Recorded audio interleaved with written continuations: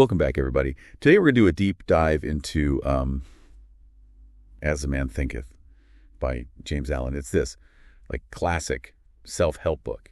And for this deep dive, we've got both the audiobook from the Knowledge Temple YouTube channel, and we've also got like a detailed text summary that we're working from. So, this book was written over 100 years ago, but it still has like a ton to offer. And what we really want to do today is uncover some of those core principles that Allen talks about, and then see if we can't figure out how to apply them to our lives today. Yeah, I think it's really interesting how so many of these ideas, despite being written, in a completely different era, still resonate with us, like right now. Totally. And one of the things that really struck me right off the bat was this analogy that he uses of the mind as a garden and thoughts are like the seeds. Yeah. And he talks about, mental husbandry. What do you think about that? No. Oh, it's such a powerful image, and it's interesting because he was really onto something, even back then, because if you think about all the modern research on neuroplasticity and how our brains are constantly rewiring themselves based on our experiences and thoughts. It's like he had a glimpse into the future or something. Yeah. So it's not just about the mental weeds we've inherited. We actually have the power to choose what we plant and nurture. Exactly. He's really emphasizing the idea that we have a choice in what thoughts we allow to take root and flourish, and that choice in turn influences our character. Okay. So if you're trying to cultivate, I guess, a particular quality, like let's say patience, for example, it's not enough to just wish for it, right? You have to actually look at your thoughts and see if they're supporting that or not. Exactly. You have to think about, so those everyday situations that test your patience, waiting in line, dealing with a frustrating colleague, or even just slow internet. Those are the moments when your thoughts are really shaping your character. Yeah. And he has this quote that I thought was really powerful. He says, "The soul attracts that which it secretly harbors." It sounds kind of mystical when you first hear it. It does, yeah. But it makes a lot of sense when you think about it. It really does. I mean, the idea is that our dominant thoughts create a kind of magnetic field almost that attracts experiences and people that resonate with those thoughts. So if you're ever constantly harboring negativity and self-doubt, you're more likely to perceive and experience situations that confirm those beliefs. Yeah, it's like you're putting out that energy. Yeah. And you're getting it back. Right. But conversely, if you're focusing on things like gratitude and generosity, those qualities are going to manifest in your interactions and experiences as well. So it's really about being mindful of what we're mentally cultivating. It's not even just about positive thinking, right? It's about being aware of those thoughts and making a conscious choice to nurture the positive and shift our focus away from the negative. Yeah, again, this next part is where it gets really interesting for me, because Allen actually says that we don't attract what we want, but we attract what we are mentally. So it's not about wishing for $1 million or wishing for a new house. It's about actually cultivating the mindset of $1 million or of someone who owns their own home or whatever it is. What do you make of that? It's so subtle, but it's so profound. It's not about denying the importance of goals and aspirations, but it's about recognizing that our inner state is what ultimately shapes our reality. So do you think it's kind of like if you're constantly focused on lack and scarcity, even minor inconveniences can feel like proof that the world is against you? Oh, absolutely. But if you cultivate a mindset of abundance and possibility, those same inconveniences might be seen as temporary challenges to overcome. You know what I mean? It's like that whole two people looking out the same window. One sees the mud, the other sees the stars kind of thing, right? Exactly. And he gives some really great examples in the book, like the rich man who's consumed by greed. And no matter how much he accumulates, he never feels satisfied. Yeah. And then there's the poor man who's riddled with dishonest thoughts, constantly looking for shortcuts, and those patterns keep him trapped in this cycle of poverty. So it's really about how their inner world is shaping their experience. It's not about their material circumstances, but how their inner world is shaping their experience. And he even uses, I thought this is a cool analogy, he talks about a kaleidoscope. Oh, yeah, I love that part. And how the world is like a kaleidoscope. It's constantly shifting. Yeah. And presenting us with different patterns. But those patterns are really reflections of our own thoughts and beliefs. It's such a great visual, right? Yeah. So how do we start shifting those patterns? How do we, start to cultivate a more positive and empowered mindset? Especially in a world that can feel so chaotic Yeah. and overwhelming at times. That's a great question. And I think a good place to start is with awareness. Like really recognizing the power that our thoughts have, not just over our moods, but over our actions and ultimately our circumstances. It's like, that quote, circumstance doesn't make the man, it reveals him to himself. It's like, we're not just like passive recipients of what happens to us, but our reactions are actually showing us, who we really are. Exactly. And he emphasizes that this process of self-revelation, it can be a little bit uncomfortable. Like, Yeah. he doesn't sugarcoat it. He says, the process of thought transformation is no easy task, Oh, but it's the key to real growth. yeah. It's like they say, the only way out is through. Right? Okay, so Yeah. say you're aware of a negative thought pattern, Yeah. like maybe it's self-doubt or a tendency to worry. What's the next step? How do you actually start to shift that? Well, he talks about this process of transmutation, like taking that negative energy and consciously redirecting it towards something positive. So it's not about like suppressing those thoughts, but about choosing to focus on something else. That's more empowering. Exactly. And he talks about the importance of having clear goals and a sense of purpose, because that helps to direct your energy in a positive and constructive way. Okay, so you need to have that vision for where you're going, and that helps you to stay on track. Yeah, and it's not just about, worldly ambition. It could be a spiritual ideal or a commitment to personal growth, anything that gives your life meaning and direction. Yeah, this makes me think about those times when I feel really scattered and overwhelmed. Like I have a million tabs open in my brain. Yeah, I know that feeling. And it's in those moments that I'm like most prone to. Yeah. Negativity and self-doubt. That makes sense. And it speaks to the importance of what Alan calls serenity. Oh, yeah. I love that. Not just as like a personality trait, as a skill that we can develop through self-mastery. So it's like calmness is not just about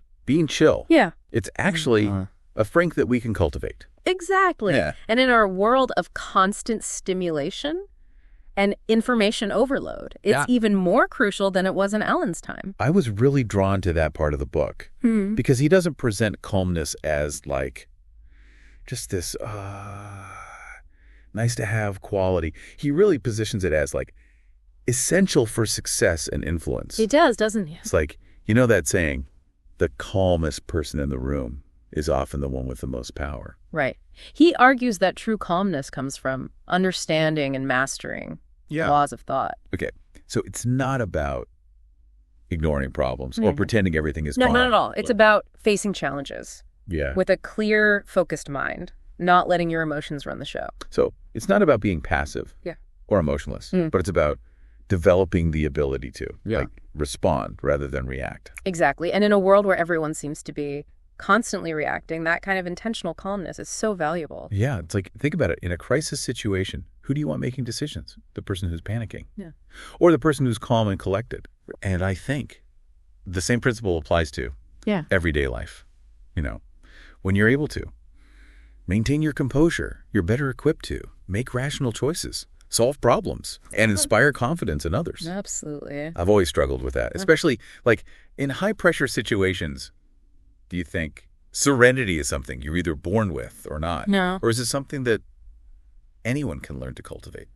I believe it's a skill, just like any other. And like any skill, it takes practice. So how do we practice it? Well, Alan talks about mental discipline, training your mind to focus on the present moment, letting go of anxieties about the past and worries about the future. So it's about being more mindful, being present in whatever you're doing. Exactly. And there are so many practices that can support this, like meditation, mindfulness exercises, even just taking a few deep breaths before reacting to a stressful situation. Yeah, just like creating that space to pause before you respond.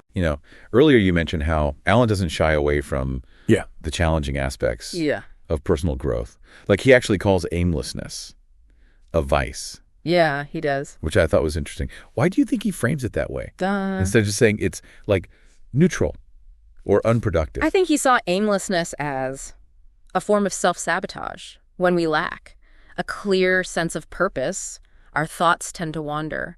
And that wandering often leads us down paths of worry, fear, self-pity, all those things that like deplete our energy and keep us stuck. Yeah, it's like we're giving those negative thought patterns free rein to run wild. without a clear direction. Exactly. And it highlights the importance of not just having goals, but cultivating that inner drive, like burning desire to achieve something meaningful. And I think he even calls it thought allied fearlessly to purpose. He does. Which is such a powerful phrase. It is. He actually compares it to physical exercise, which is as a physically weak person can build strength through consistent training. He says that. A person with weak thoughts can strengthen them through the exercise of right thinking. It's like building mental muscle. Totally. And it highlights the importance of consistency. It's not about having like one good thought or setting a goal once and then forgetting about it. It's about making a daily commitment to cultivating those positive, empowering thought patterns. So, how does this all tie back to Alan's main argument about thought shaping reality? Well, he's saying that it's not just about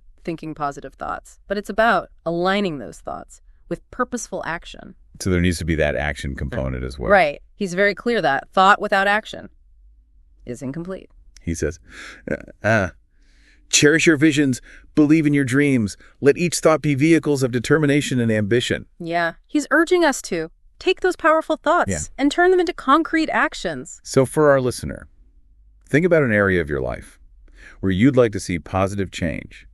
How can you apply these principles to make that happen? What thoughts do you need to cultivate? What actions do you need to take? Yeah. Start by asking yourself, what's that one thing that you really want to create in your life? Believe in your ability to achieve it. And then take those first steps with courage and determination. And speaking of creation, Alan has this really inspiring section about visions and ideals. Yeah, he does. He says, dreamers are the saviors of the world. I love that quote. It's such a powerful statement. It is. And he really believes that. Those big, bold visions, the ones that seem almost impossible, are what drive humanity forward. And he gives examples like Columbus discovering a new world and Copernicus revealing a wider universe. Right. So it's about daring to imagine what's possible, even if it seems far-fetched at the moment. It's like building a world in your mind. It is. And I think so often we limit ourselves by what we think is realistic or achievable. Right. It's like we build these mental walls around what we believe is possible. Yeah. And Alan challenges that. He says, to desire is to obtain. To aspire is to achieve. Yeah. It's about aligning our desires with our thoughts, our beliefs, and ultimately our actions. And he really challenges the notion of luck and chance. It does. He says, gifts, powers, material, intellectual, and spiritual possessions are the fruits of effort. They are thoughts completed, objects accomplished, visions realized. It's so powerful. So it's not about waiting for something good to happen, but about actively creating it. Yeah. He's emphasizing personal responsibility. We are the architects of our own lives. Yeah, and he gives a great example of this young man who's working in a dismal workshop. I love that story. Me too. It's so inspiring. He's poor, uneducated. But he has this burning desire for a better life. And he cultivates these thoughts of intelligence, refinement, grace, and beauty. Yeah. And he visualizes himself living a life of purpose and meaning. And eventually, he becomes a man of great influence and power. Because he refused to let his circumstances define him. Exactly. I think that's such a powerful reminder that no matter where we start, we have the power to change our trajectory by changing our thoughts. That's so true. So, it's not about pretending everything is perfect, but it's about choosing to focus on what we want to create rather than dwelling on what we lack or what we fear. And that takes us to one of the final points that Alan makes, the importance of serenity as a key to success and influence. Yeah, and he describes it as one of the beautiful jewels of wisdom, the result of self-control and understanding of the laws of thought. It's such a beautiful image. And he contrasts the serenity of a wise person with the uncontrolled passions and doubts of the majority, he says. Only the wise man, only he whose thoughts are controlled and purified, makes the winds and the storms of the soul obey him. Yeah. So it's not about being emotionless, but it's about mastering those emotions so they don't master you. Right. He sees calmness, not just as a personality trait, but as the fruit of a well-developed character. And he even calls it the last lesson of culture, more valuable than wealth. He does. Which is such a radical idea, especially in our culture, that cult often prioritizes material success above all else. He's suggesting that inner peace, that unshakable calm, is the ultimate treasure. And he asks, how insignificant mere money-seeking looks in comparison with a serene life, a life that dwells in the ocean of truth, beneath the waves, beyond the reach of tempests, in the eternal calm. Wow. Such a beautiful picture of what's possible when we cultivate. Yeah. That inner stillness, Days. it makes you want to prioritize that, Yeah. Amidst all the noise and chaos of the world. Absolutely. And remember, he wrote this over 100 years ago, before the constant barrage of information and stimulation that we experience today. Oh, his message is perhaps even more relevant now than ever before. Totally. And it's like our minds are. Yeah. Even more like gardens today, constantly being bombarded with seeds that we didn't choose to plant. Right. So the need for conscious cultivation, weeding out those harmful thoughts and nurturing the positive ones is even more crucial. Right. And he talks about this crystallization of thoughts, how a thought repeated over and over becomes a habit, then solidifies into a circumstance. Oh, yeah. It's almost like a self-fulfilling prophecy, but on a mental level. He uses really powerful imagery to describe that, like how bestial thoughts lead to habits of drunkenness and sensuality, which then solidify into circumstances of destitution and disease. Yeah. And on the flip side, how pure thoughts crystallize into habits of temperance and self-control, leading to circumstances of repose and peace. That makes sense. But this brings up a question for me. What about people who have faced immense hardship, trauma, things that are beyond their control? Is he saying it's their fault for having that, wrong thoughts? That's a really important point, and I want to emphasize that. Alan is not about victim blaming. He acknowledges that circumstances can be incredibly difficult, even seemingly unfair, but his focus is on what we do with those circumstances, how we respond, mentally and emotionally. So it's not about denying the reality of hardship, but about choosing how we let it shape us moving forward. Precisely. It's like that analogy of the kaleidoscope again, The world is constantly shifting, presenting different patterns, but those patterns are reflections of our own ever-changing thoughts. And that's where the power lies, right? We may not be able to control every external event, but we can control our inner landscape. We can choose to cultivate thoughts that empower us, that help us navigate challenges with resilience.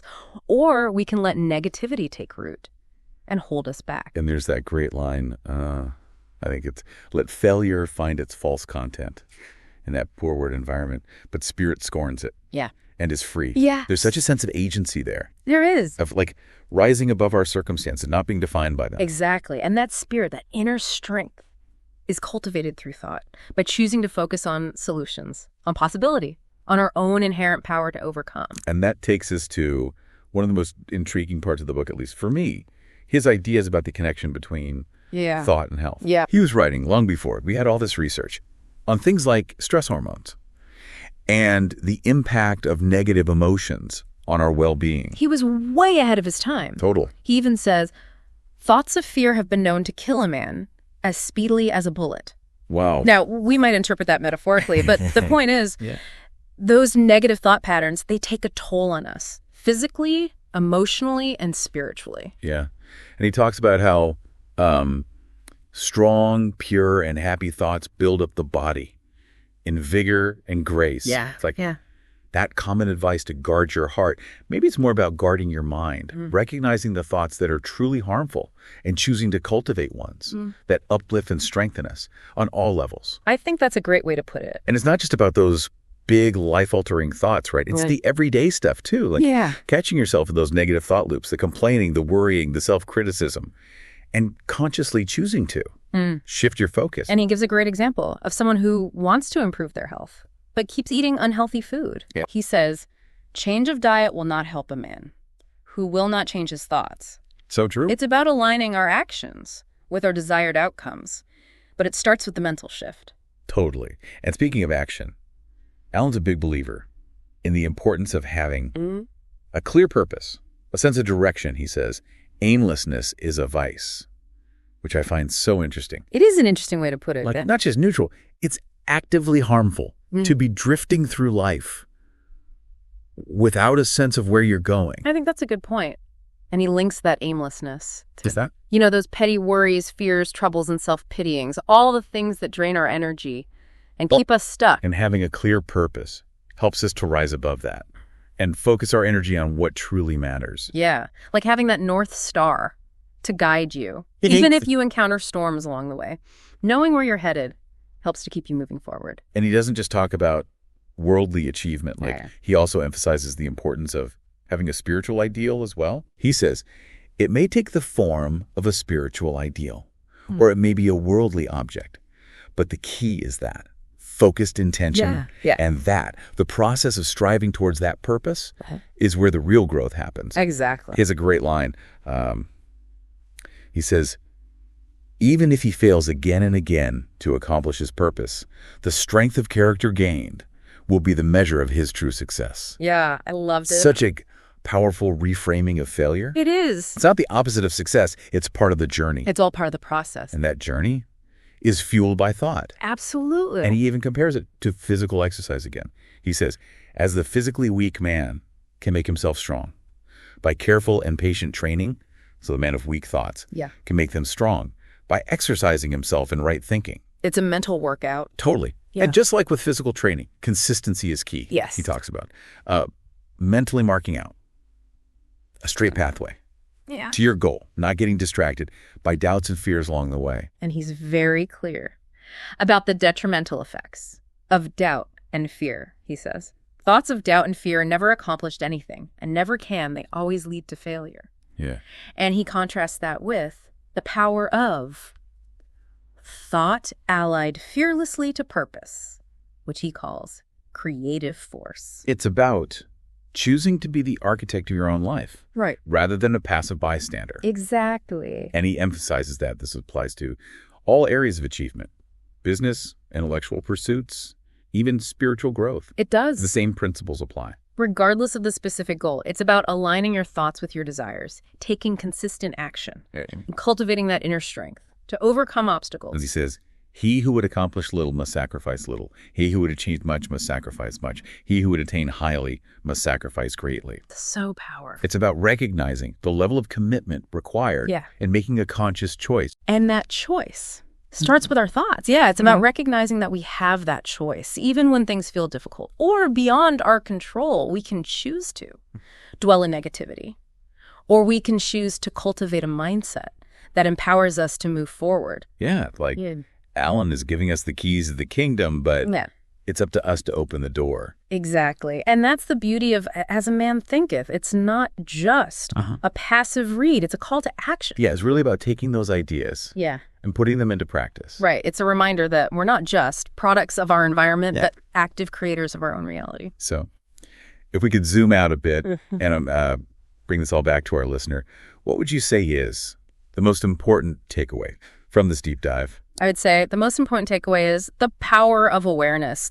Start paying attention to your thoughts. Right. Notice when you're getting caught in negativity and consciously choose to shift your focus. So becoming more aware of those mental patterns. Exactly. Alan provides a really powerful framework for understanding how our thoughts shape our reality. But he also makes it clear that it's up to us to take those principles and put them into practice. It's not a magic formula. It's an invitation to engage in the ongoing process of self-transformation. I like that, yeah. It's a journey. That's worth taking because the quality of our lives is determined by the quality of our thoughts. So true.